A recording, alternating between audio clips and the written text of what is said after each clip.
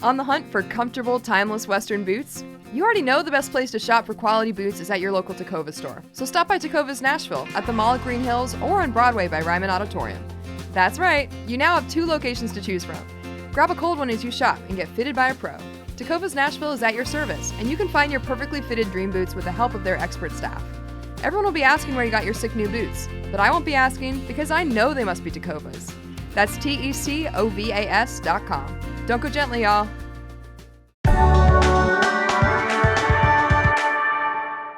Today on CityCast Nashville, we're joined by comedian Chris Crofton, aka The Advice King, and our beloved producer Marie Cecile Anderson to talk about some really important things. The first of which is to remind you to register to vote and to check your voter registration if you think you're already registered. You might not be. The deadline is Tuesday, July 2nd to vote in our primary on August 1st. You can also start early voting on July 12th. That's at any early voting location. If you wait until August 1st, you have to vote at your designated polling location. We'll talk about that more next month, but we just want to remind you to register. You can check your registration or register at sos.tn.gov. It's really important. Please come out and make your voice heard. We're also going to be talking about some new laws that are coming into effect on Monday, that's July 1st, including the Elvis Act, which is about voice, image, likeness with AI and music.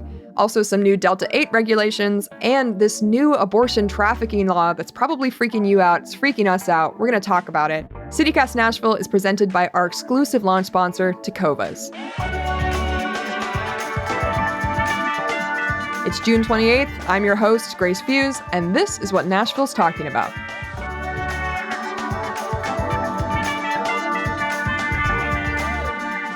First of all, I'm happy to be on here. We're such huge fans of yours, Chris, so this is such an honor. Yeah, thanks, Chris. That's so nice. It's not an honor at all. You don't need to worry. I'm sitting in my attic in Madison. I have a roommate. I'm in my 50s, so it's not an honor. But I appreciate it, Marie. Well, I just love everything that comes out of your mouth. You are a treasure to have in our city, and the fact that you give us advice. How long have you been doing that column? I started doing the column in 2014, so 10 years. Wow. And I've been like really faithful about it because anybody who gives you a microphone or a voice that has any reach in this completely monopolized, and not quote unquote, not like I'm not talking cartoonish like monopolized. I mean monopolized like actual monopolies that should have been broken up, that have ruined our civilization. Podcasts are very valuable. People are always like, everyone's got a podcast. Well, thank God they do. I mean, it's so silly to say, but podcasts are really the last place you can have your own audience where no one tells you what to do. And I'm sure that's going to change at some point when, who knows? We still have to go through these platforms. All I'm saying is that my column is the same. I've treated it that way, as a valuable, important thing to do my best at, because I realized that it was a huge opportunity, because I don't have anyone telling me. They let me talk about crazy shit and talk about the truth. I don't know if when you grow up, I don't know if you grow up, you probably didn't grow up with a lot of advice columns, but for older. I absolutely did grow up with reading advice columns. What the heck, Grace? What is going on with you with your printer and your advice columns? Grace is really a 76-year-old woman. Let me just talk to Marie, because I'm trying to establish that what young people do, and Grace is screwing up my whole model. She's reading advice columns. And she's like, a very old 27. So yeah, so I just remember like that advice columns were pretty. I don't remember being invested in them because I was an alcoholic, so I didn't care about anything except for drinking and. You didn't want good advice. Well, no, I was just I was really preoccupied with trying to be like Charles Bukowski. So I didn't really do a lot of like reading advice columns because I thought they were for the bourgeoisie. I had a complicated brand back then. But let's just say it was alcoholism. Let's just put a blanket term or an umbrella over it and call it alcoholism. But my mom used to say, like, who are the nuts who write into the advice column? People would read back then. They'd read the advice column and say, what kind of nut goes right? It turns out no nuts do. There's nobody writing into advice columns. So the secret of the industry is that sometimes you may or may not write yourself questions. Chris. And then you may or may not also, or else get smart people to write questions that are of the moment because you want to talk about a certain thing. Now, this is kind of something I probably shouldn't be saying, why? I mean, I have No, I no love idea it. why. Why? What would happen? What would happen? What? It's not illegal to, there's a lot of there's a lot of real questions, and they're all real in the sense that like I usually have somebody write me a question, but it's not necessarily it's not always, Fred from Butte, Montana. Like, let's just say I'm not sure I've ever gotten a real question from Butte, Montana, but I may have written some responses to Butte, Montana. Okay, so speaking of illegal things like lying about your advice column, we've got a lot of laws going into effect on Monday. Let's talk about some of these. Marie, what are your law highlights here or lowlights? Well, I find it fascinating that there's the Elvis Act. Have you heard of this, Chris? I've not heard of this. Elvis Act, I think, is ironic that the name is Elvis. Do you guys agree? It's about like ensuring likeness, voice, and image security. They didn't need the ensuring, which means they purposefully made it Elvis. You know what I mean? Likeness, voice, and image security. It's like an AI protection thing. For musicians, mainly. Likeness, voice, and image security. Okay, I see. So I think they purposely called it Elvis, which I think is funny for man who like notoriously stole music from other people. But I mean, yeah, Marie, can you give us a little bit more detail on the actual law? Tennessee became the first state in the nation to include this vocal protections in name, image, and likeness protection laws. And it ensures singers to retain property rights over their voice and vocals against illegal infringement.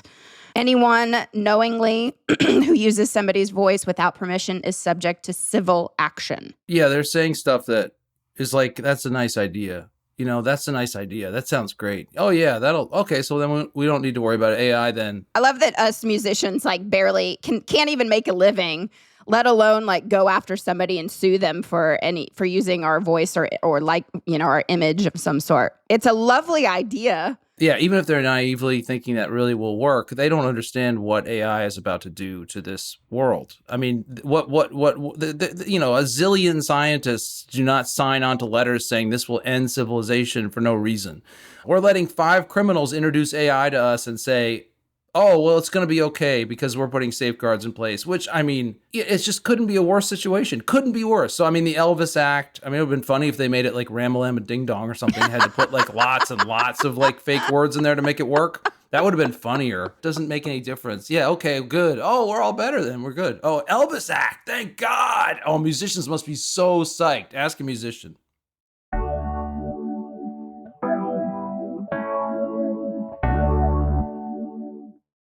Let's keep moving down the line of all these laws that are coming into effect here in Tennessee starting on Monday.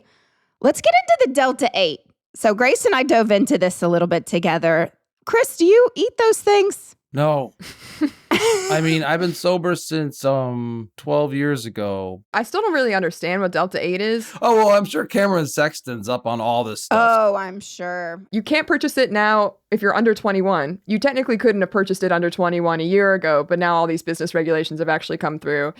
Sellers need a valid license. There are going to be third-party labs to test for safety and toxicity and potency, which is probably for the best. You can't get a license within 10 years of a drug-related felony conviction to sell Delta 8. And you can't sell it within 1,000 feet of a K through 12 school. So a lot of this is about like protecting children. Well, this is the thing. They're regulating this like the way they should be regulating guns. They don't regulate guns and they let kids shoot each other when they're 6. And then they're just like, we mustn't let Delta 10, which they don't even know what that is. Bill Lee should not be in charge of what anyone can eat or market or anything because he doesn't know anything about anything except for his big, stupid, fake Mount Rushmore head. He's the ultimate cartoon airline pilot.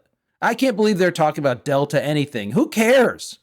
Who cares? Let everybody have some Deltas. They deserve them. Well, I did want to just bring up a couple more of these laws. This is a big deal that takes into effect July 1st on Monday. Anyone who provides transportation or plans for transportation of a minor across state lines to receive an abortion will have committed the offense of abortion trafficking and subject to criminal and civil consequences. I mean, obviously, these are our Republican lawmakers doing what they do best. And it's a disgrace. It's terrifying to live in Tennessee, you know? I mean, I think that's This is a new law that they've been trying to pass for a while, and so it comes into effect on Monday. How are you guys going to stay in Nashville and do the CityCast and everything? I mean, this is my real question, and I mean, there's no answer to it, but I don't know how do you just go, I mean, not you, but how do we go about our day-to-day when there's something this barbaric, like just in the air? It's forcing us to dissociate as a human, as a culture, which is not good. I don't know how we fix it except for to be mad. I mean, talk about it a lot. I guess talk about it constantly. Just make sure we don't dissociate. Mm-hmm. I appreciated that you ran for public office. I mean, that's how you change things. I think so. Chris? I think so. Yeah, I think so. I think running for office is a good idea, and I think people should do it. I mean, I think everybody should do it. I mean it. It's not, even if you don't, I didn't win, but I got to say real stuff. And I also got to take the temperature of your average person who I thought was going to say, I don't think it's quite as bad as you say. Because I was saying the stadium deal is fascism. In the sense it's economic fascism's strict definition is when private corporations take over the government. That is when private corporations start using public money, that's fascism. I mean, there's other components that can be present for fascism, but the strict definition is private power taking over a ostensibly public democracy.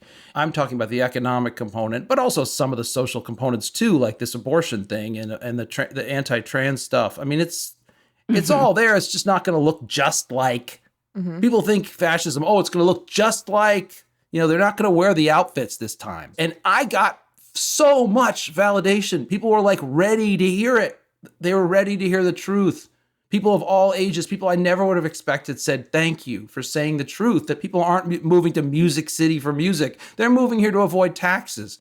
On the topic of taxes, really important reminder, you need to register to vote by July 2nd. That is Tuesday, and that's for our primary that's on August 1st. You could also start early voting on July 12th, so do your research, make sure you know who you're voting for. Good, everybody vote.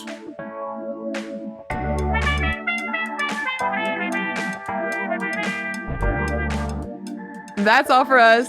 Our executive producer is Whitney Pasterek. Our producer is Marie Cecile Anderson. Our Hey Nashville newsletter editor is Margaret Kingsbury. And our theme music is by Prof. Jenkins. If you enjoyed the show, why not tell a friend? Rate the show, leave us a review, and subscribe to our Hey Nashville newsletter. We'll be back Monday morning with more news from around the city. Bye! Bye. Thank you guys so much. It's been a pleasure.